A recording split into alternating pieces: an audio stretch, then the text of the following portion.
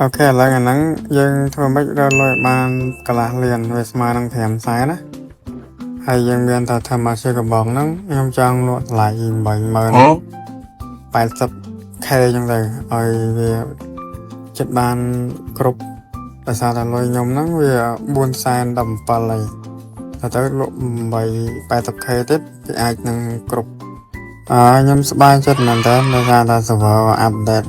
អញ្ចឹងណាតែខ្ញុំចូលលេងផឹកមាញ់ទៅក៏ចូលលេងបានតែដល់ពេលដែលខ្ញុំ live គឺវា live អត់កើតហើយខ្ញុំលេងអ៊ីនធឺណិតណាមិនលេង Wi-Fi ដោយសារយើងរើបន្ទប់យប់មិញហ្នឹងរើ Wi-Fi មិនយកមិនឆាប់ទេយើងកុំតែតែងទៅហើយបាយខ្វល់ទេហើយយើងមើលវីដេអូហ្នឹងទៅដោយសារតែ live កើតចឹងយើងតែមានធ្វើវីដេអូឲ្យមើលទេហើយនៅពេលដែលយើងមាន Wi-Fi លេងវិញចាំយើង live តទៀតហើយឥឡូវយើងវាយ Red Farm នៅ land របស់ member ខ្ញុំឈ្មោះ Camodin ចឹងខ្ញុំអត់បានលេង2ថ្ងៃហើយក៏អត់បាន live 2ថ្ងៃដែរពេលដែលខ្ញុំចូលទៅវិញបែរនៅដដែលអត់មានទៅចម្លើយទេសោះមានអារម្មណ៍ថាអត់មានអ្នកលេងពេលដែលខ្ញុំអត់បាន live 2ថ្ងៃចឹងខ្ញុំមានអារម្មណ៍ថាចង់លេងនៅក្នុង server មែនតើដល់ពេលថ្ងៃទី2ខ្ញុំមានអារម្មណ៍ថាខ្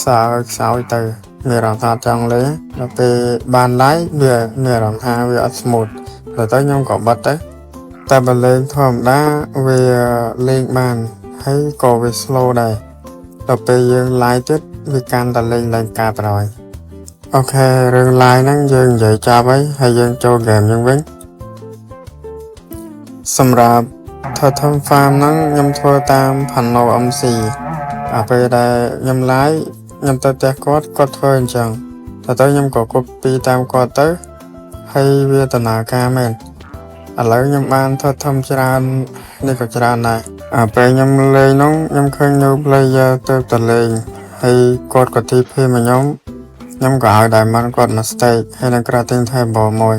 ខ្ញុំមិនដឹងឈ្មោះអីទេខ្ញុំភ្លេចបាត់ហើយខ្ញុំអត់បាន record ទេបើប្រាដល់ឃើញវីដេអូហ្នឹងហើយគឺខ្ញុំនឹងឲ្យមុននឹងឲ្យខ្ញុំបានឆែករួចហើយគាត់ទៅតលេង0ម៉ោងទេហើយលុយក៏គ្មានដែរ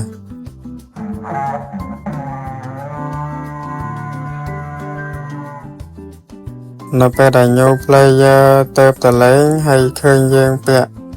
នៅតារាយមួយឈុតហើយនឹងកាន់ថាធ្វើអីជាពិសេសគឺអ្នក player bedrock ហ្នឹងហ្មងគាត់អង្គុយអោនគាត់ឃើញយើងខ្លាចជាមហាសេដ្ឋីក្នុង server ដែរដូចជានៅពេលដែលខ្ញុំទៅ spawn អីខ្ញុំឲ្យTotem មួយទៅ brother ម្នាក់តែខ្ញុំមិនដឹងឈ្មោះអីទេគាត់ទៅលេងហើយគាត់ពិតជាសប្បាយចិត្តមែនតើអ្នកដែលសុំលុយខ្ញុំ 5k 10k អីខ្ញុំឲ្យលុះត្រាតែគាត់នឹងស្គាល់ខ្ញុំអត់យល់មែនតើ player ដែលទៅតលេងអត់ដឹងថា Minecraft ហ្នឹងគេលេងបែបណាក៏លុយគេវាបែបណាទេសូម្បីតែ item គាត់ចេះរើដែរសុខចិត្តតែសុំ kit គេទៅទាំងតែខ្លួនឯងហ្នឹងអត់ចេះលេងរបៀបលេង Minecraft អីសោះខ្ញុំដឹងថាខ្ញុំនិយាយទៅ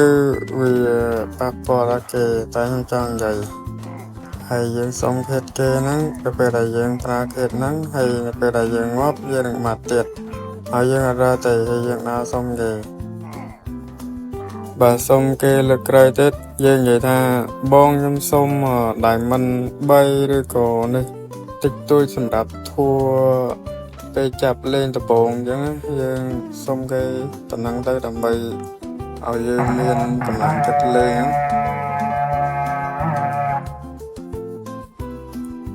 បើចង់លេងទេយើងសុំចូលលេងគេទៅឬក៏ claim ដីចិត្តគេទៅដើម្បីធ្វើអ្នកចិត្តខាងអញ្ចឹងហើយបៀតទៅឲ្យស្អាត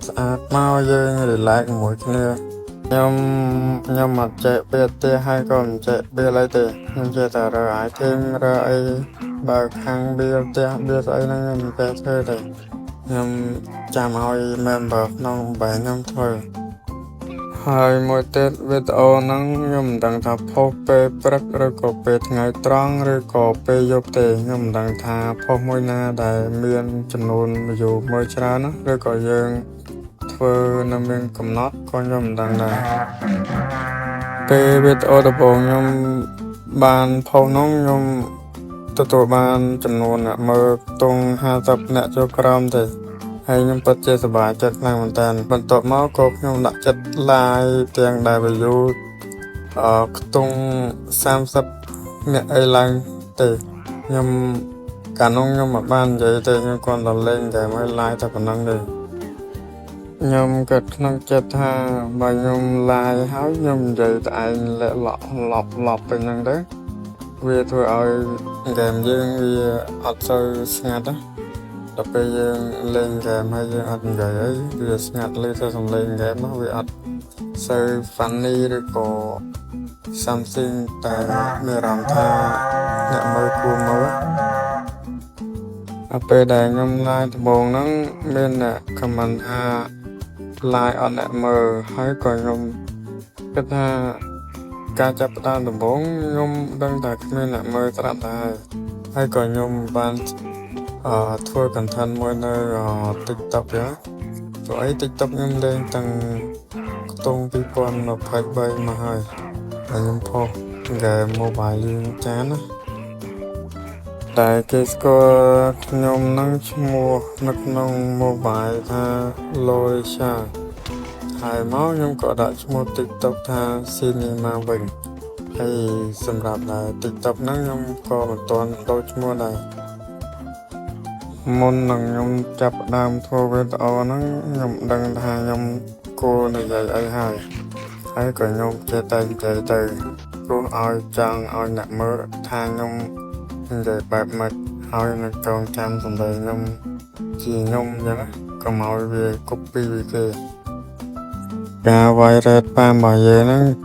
បាន victory ហើយវីដេអូរបស់យើងមានតែប៉ុណ្្នឹងទេជួបគ្នានៅវីដេអូក្រោយបាយបាយអ្នកទាំងអស់គ្នាអូផ្លេចខ្ញុំនៅមានរឿងមួយទៀតនៅពេលដែលយើងទទួលបាន500 subscriber យើងនឹងមាន Q&A គ្នាយើងហើយសង្ឃឹមថាគ្នាយើងជួយ subscribe ឲ្យម្នាក់មួយទៅដើម្បីយើងបានធ្វើ Q&A ចឹងគ្នាយើងហើយយើងមានតែប៉ុណ្្នឹងទេបាយបាយ